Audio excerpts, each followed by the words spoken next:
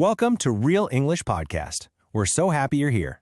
Before we start, please remember to like, subscribe, and share this with your friends. It really helps our podcast grow. Okay, so let's talk about something that happens to everyone. You meet someone new, you talk for a minute, and then poof, their name is gone. You feel that little moment of panic, right? Well, don't worry. Today we're going to learn some polite and natural English phrases to use in that exact situation. You know, there's a reason why names are so easy to forget. Psychology experts tell us that our brains are really good at remembering things that have meaning. And that's the thing about names. They're just words with no special meaning attached. A name is just a label. It's not like a job or a hobby which gives you a picture in your mind. So it's not your fault. It's just how our brains work. We can call this feeling the name blank. It's that moment your mind just goes empty. Let's look at a quick example of why this happens. So, imagine you meet someone. If I tell you his name is Mr. Baker, it's just a name. It's hard to remember. But if I tell you he is a baker, someone who makes bread, you immediately get a picture in your head. You can imagine a hat, flour, an oven. That picture makes the word baker much easier to remember than the name Baker. See the difference? So now that we know why we forget names, what can we do? The first and easiest way is what we call the direct approach. That just means asking politely.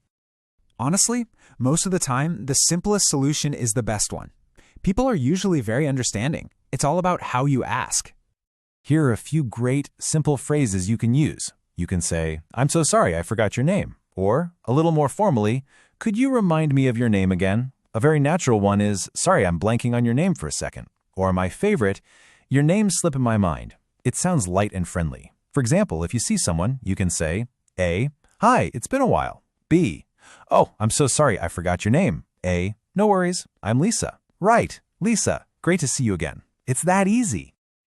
The most important tip is to just smile and use a friendly, honest tone. When you do that, you show the other person that you respect them and want to know their name. You're not being careless, you're just being human. Okay, but what if you've met the person 2 or 3 times? Maybe you feel a little too embarrassed to ask directly. In that case, you can use a clever trick. This one is my favorite. Let's call it the spell it out maneuver. It's a fantastic way to get someone's name without them ever knowing you forgot it. Here's how you do it. First, you suggest exchanging phone numbers or email addresses. Then you take out your phone to add them as a contact. And here's the magic part. You say, "I want to make sure I get the spelling right." Then you just ask them to spell their name for you. So simple and so clever. No one will ever guess you forgot their name. They'll just think you are a very careful and thoughtful person for wanting to spell it correctly. It works every time. Here's another one that's great for work situations. You can simply ask for their business card. You could say something like, "Do you have a card on you? I want to make sure I have your latest information." It's professional, smooth, and their name is right there. So, we've learned the direct way and the clever way. But let's talk for a moment about why just being honest is often the best choice, especially in English-speaking cultures. In communication, there's this idea of protecting someone's face, which just means their feeling of self-esteem and respect. We try not to do things that make other people feel bad or embarrassed. Forgetting a name can feel like one of those things. But here's the surprising part. What really makes someone feel bad is not that you forgot their name. It's pretending you know it, or guessing the wrong name, or even worse, avoiding them. That feels rude. But when you politely say, "I'm so sorry, your name slipped my mind," you are actually saving face. You are showing them respect. So the real mistake isn't forgetting the name. We all do that. The real mistake is handling it badly. In many English-speaking cultures, people value honesty and being friendly. Handling the moment with a polite question and a smile is always the best choice. All right, let's wrap things up and review your new politeness toolkit for the next time you forget a name. So here are your go-to phrases. Remember the direct and honest ones for most situations.